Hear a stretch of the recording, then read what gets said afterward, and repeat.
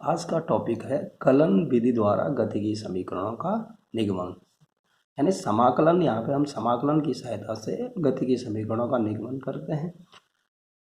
तो इन निगमन को समझने से पहले थोड़ा सा हम समाकलन को यहाँ पे एक फॉर्मूला जो इन तीनों समीकरणों में यूज होता है उसको हम यहाँ पे सीखें। तो ये हमारे पास फॉर्मूला इस तरह से है, इंटीग्रेशन या समाकलन x की घात n dx। इसकी जो वैल्यू होती है वो थी x raise power n plus one, x raise power n plus one upon n plus one plus C. तो एक्स रेज पावर, यदि हमारे पास यही निश्चित समाकलन के रूप में, यानी यहाँ पे लिमिट लगी हुई है x raise power n dx limit u to v, समाकलन u से v तक x raise power n dx। तो और सूत्र की हमारे पास वही है, केवल हम यहाँ पे सीमाएं उसके लगा देंगे, लिमिट लगा देंगे। X raise power n dx हम जानते क्या होता है, x raise power n plus one, एक घात बढ़ जाती है और बटे में आता है n प्लस वन, और लिमिट यहाँ पे लगा देंगे, लिमिट u टू v।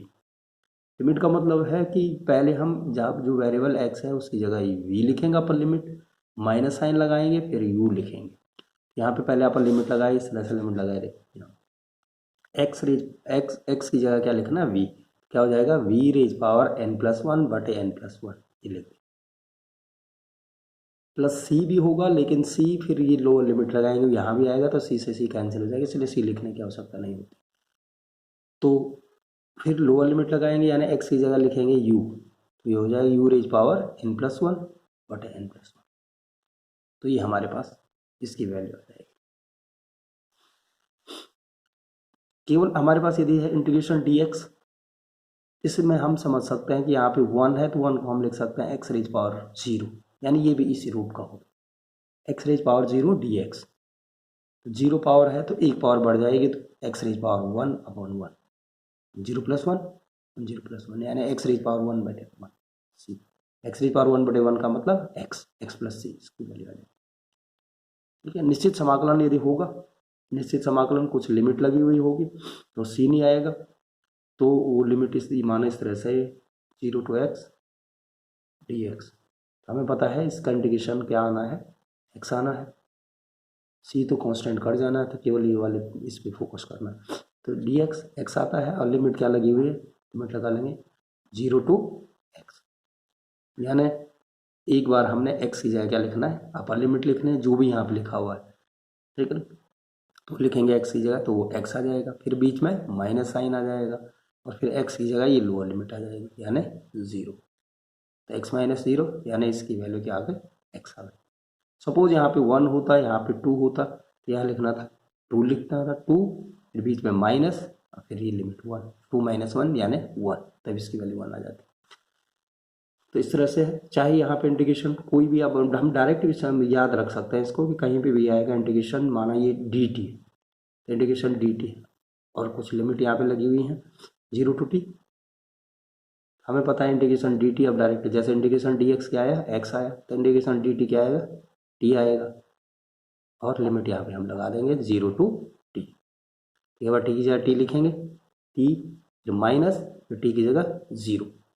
यानी टी माइनस जीरो, इसकी वैल्यू आएगी यानी टी इसकी वैल्यू आएगी। इस तरह से यहाँ पे हमारे पास जो आएगा समाकलन उसको हम समझ सकते हैं। मान हमारे पास आता है समाकलन इंटीग्रेशन, कहीं भी अभी आएगा जरूर,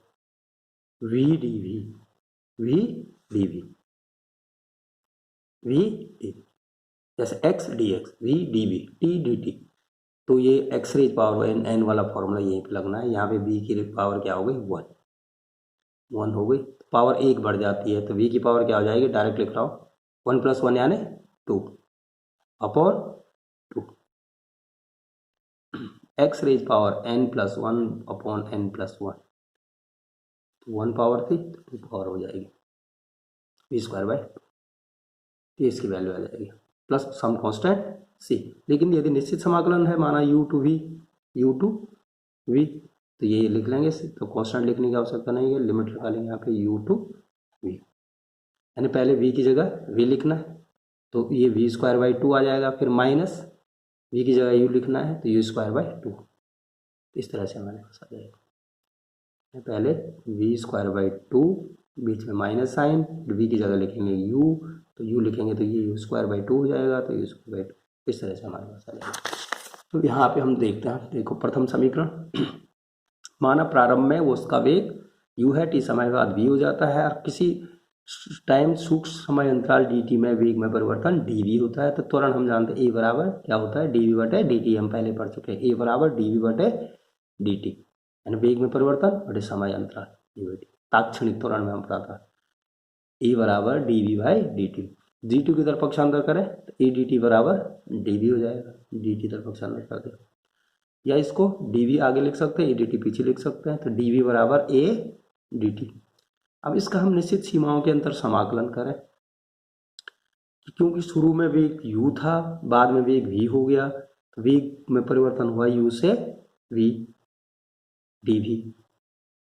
और जब वेग u था तो सब समय 0 था, जब वेग v हो गया तब समय t है, तो समय को कहाँ से कहाँ तक लिमिट लिखेंगे, 0 to t,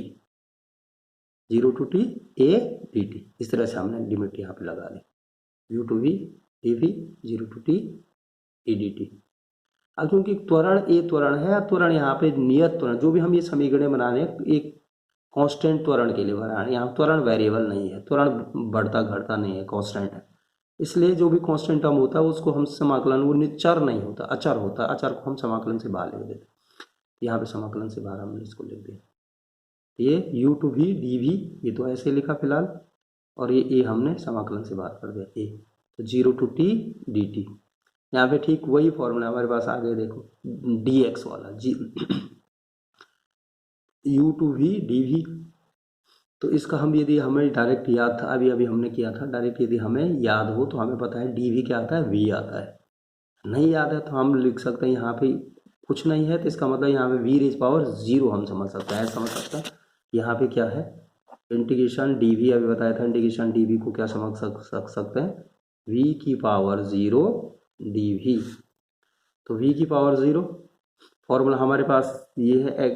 x⁻n dx क्या होता है, x⁻n+1/n+1, यहाँ पे 0 है तो, और v है, तो अब ऐसा नहीं कि x लिखेंगे, v x की जगह v रिप्लेस हो गया है, तो v⁻0+1/0+1, यानी v⁻1 यानी v/1 यानी v, सम कांस्टेंट से, निश्चित सीमा, इस समाकलन निश्चित सीमाओं के अंतर्गत है तो कांस्टेंट नहीं होता, केवल लिमिट यहाँ पे लगा देते, क्या वैल्यू आएगी इसकी, v आएगी, v, लिमिट है u to v, तो यहाँ पे u to v हमारे पास आ जाएगा। वैसे यहाँ पे है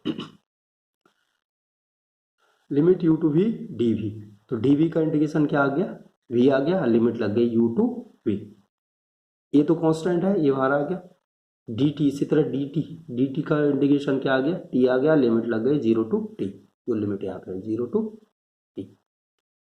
लिमिट लगाने का तरीका क्या बताया था कि v की जगह एक बार अपर लिमिट लगा देंगे, v फिर बीच में माइनस साइन लगा देंगे, और v की जगह क्या लिख देंगे, u, v-u। ऐसे यहाँ पे a, t पे भी ऐसे लिमिट लगाएंगे, t की जगह एक बार लिखेंगे t माइनस साइन, फिर t की जगह 0, t-0 हमारे पास ही आ जाएगा, तो t-0 यानी t, खोलेंगे इसको तो v-u बराबर at, u को पक्षांतर करेंगे तो v बराबर u प्लस at, ये हमारी पहली समीकरण हो जाएगी, पहली समीकरण। इसी प्रकार हम दूसरी समीकरण भी यहाँ पे देख सकते हैं, कहते कि द्वितीय समीकरण का निगमन भी इसी तरह से करेंगे समाकलन विधि द्वारा। इसके लिए हम वेग वाला फॉर्मूला लेंगे, हम जानते हैं वेग के फॉर्मूले से v बराबर क्या होता है, ds/dt, जहाँ s विस्थापन है, यानी सूक्ष्म समय अंतराल dt में विस्थापन ds है, तो v बराबर ds/dt, यहाँ dt को इधर पक्षांतर करेंगे तो ये हमारे पास v dt बराबर ds हो जाएगा,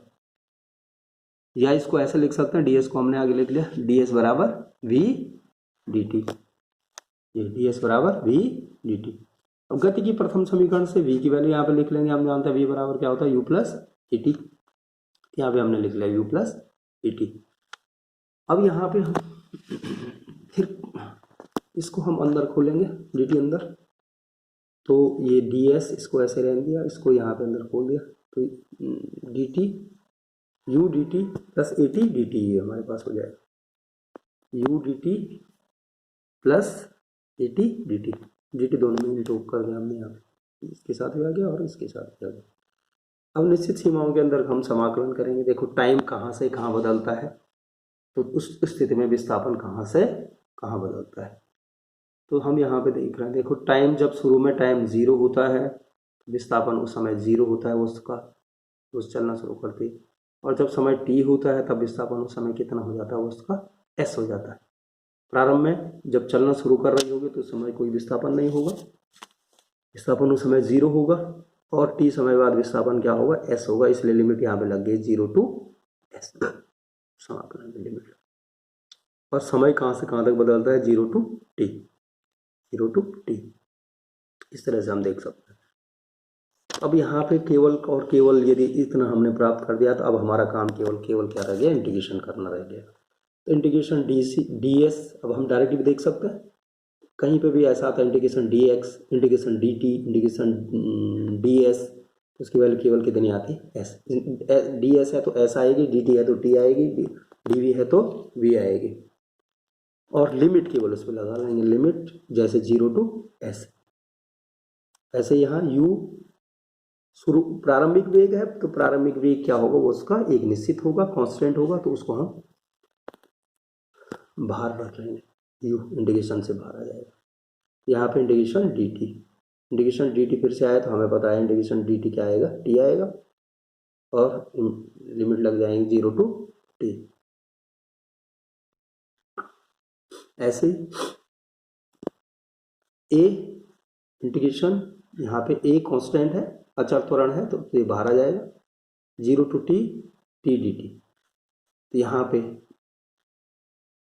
पे t x raise power N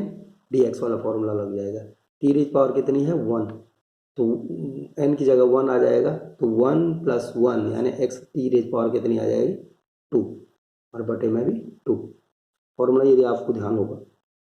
तो x raise power n d x क्या था, और x की जगह हमारे पास t है, तो t raise power n d t, इस तरह से हम समझ सकते हैं। तो टी रेज पावर n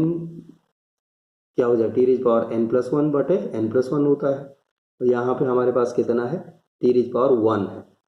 कितना हो जाएगा, टी रेज पावर n की जगह क्या लिखना है, 1, तो 1+1 बटे 1+1, n की जगह 1 लिखना है, क्या हो जाए, टी रेज पावर 1+1 यानी 2, 1+1 2, टी रेज पावर 2/2, वही यहाँ पे लिखा है, टी रेज पावर 2/2। अब लिमिट लगा देंगे, देखो x की जगह s की जगह अपर लिमिट s, फिर बीच में माइनस साइन, फिर s की जगह लोअर लिमिट 0, तो s - 0 ये हमारे पास आ जाए। फिर यहाँ पे भी u लिमिट लगाएंगे, t की जगह t, फिर माइनस साइन, फिर t की जगह 0, तो ऐसे ही a अपर लिमिट t की जगह t लिखेंगे तो t²/2, फिर माइनस t की जगह 0 लिखेंगे, 0²/2 यानी 0। खोलेंगे इस तरह इसको, तो हमारे पास यहाँ s - 0 यानी s, t - 0 यानी t, ut हो जाएगा, t²/2 - 0 यानी t²/2 हो जाएगा, यानी at²/2 यानी हाफ at², s बराबर ut प्लस हाफ at² हमारे पास आ जाएगा। तो ये गति की द्वितीय समीकरण का निगमन इस तरह से हमारे पास हो जाएगा। तो ये हमारे पास गति की द्वितीय समीकरण। ऐसे ही हम गति की तृतीय समीकरण का निगमन भी कर सकते हैं। हम जानते हैं इसको भी त्वरण की परिभाषा से, a बराबर dv/dt, ds से गुणा किया अंश और हर दोनों में, और इसको आपस में अदला बदली कर दे, तो ये लिखा dv/ds, ds/dt। तो ds/dt हम जानते हैं, अभी पढ़ा है हमने, वेग क्या होता है, ds/dt = v होता है, ds/dt वेग, तो इसकी जगह v लिख दिया, और इस ds को पक्षांतर कर दिया, तो ads बराबर v dv। तो ads dv ये कांस्टेंट है, तो ये कांस्टेंट से बाहर आ गया ds, तो और निश्चित समाकलन लिमिट लगा दिया हमने, 0 to s ds बराबर 0 to v D v, 0 to v D v. तो 0 टू एस डी एस, तो हमें पता है d s, integration d s क्या होगा, केवल एस होगा, लिमिट लगा देंगे 0 टू एस। और वी डी वी फिर से x raise power n, integration x raise power n d x वाला फॉर्मूला फिर से लग जाएगा। v की घात कितनी है, एक है, तो एक घात हमने बढ़ा देनी सीधे सीधे। अब v की घात कितनी है, एक है, कितनी घात हो जाएगी, 2, और बटे में भी 2, वी स्क्वायर बाई 2 हो जाएगा, और लिमिट लग जाएगी u टू v। एक बार limit u to v, V square by 2 हमारे पास ही आ जाएगा। तो s, अभी आगे चलते हैं, s देखो लिमिट लगाएंगे, a s की जगह एक बार अपर लिमिट, यानी s की जगह s माइनस साइन, फिर s की जगह 0, s माइनस 0, फिर v लिमिट लगाएंगे, v की जगह अपर लिमिट लिखेंगे v, तो वी स्क्वायर बाई 2 हो जाएगा, फिर माइनस v की जगह लोअर लिमिट लिखेंगे, v की जगह लोअर लिमिट है u, तो u स्क्वायर बाई 2। तो ये हमारे पास आ जाएगा a s माइनस 0 यानी s, a s हो जाएगा बराबर v square minus u square by 2 हो जाएगा। 2 को पक्षांतर कर देंगे, 2as बराबर v square minus u square हमारे पास हो जाएगा। देखो 2as is equal to v square minus u square हमारे पास हो जाएगा। V square minus u square बराबर 2as लिख सकते हैं, इसको अदला बदली कर दें, इसको आगे लिख दें, इसको पीछे लिख दें। तो यू स्क्वायर को पक्षांतर किया तो वी स्क्वायर बराबर यू स्क्वायर प्लस 2as, ये हमारे पास समीकरण आ जाएगी। तो गति की समीकरणों का निगमन हम समाकलन विधि से इस प्रकार से कर सकते हैं। Thank you.